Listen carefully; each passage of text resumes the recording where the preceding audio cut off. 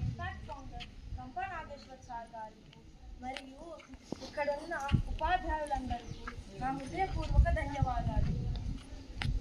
ఈరోజు 14 ఫిబ్రవరి మన భారతీయులందరికీ ఒక విషాదకరమైన రోజు.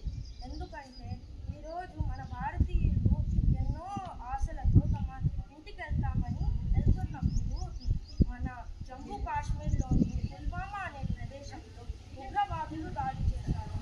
కానీ కూడా మన దేశ జవానులు కష్టపడి వాళ్ళు తమ ప్రాణాలను మన దేశాని కోసం అర్పించారు.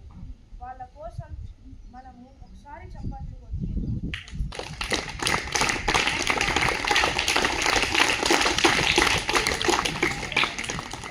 ప్రతి పౌరుడు దేశం నాకేమిచ్చింది అని అంటారు, కానీ నేను దేశానికి ఏమిచ్చాను అని ఎవరూ ఆలోచించరు.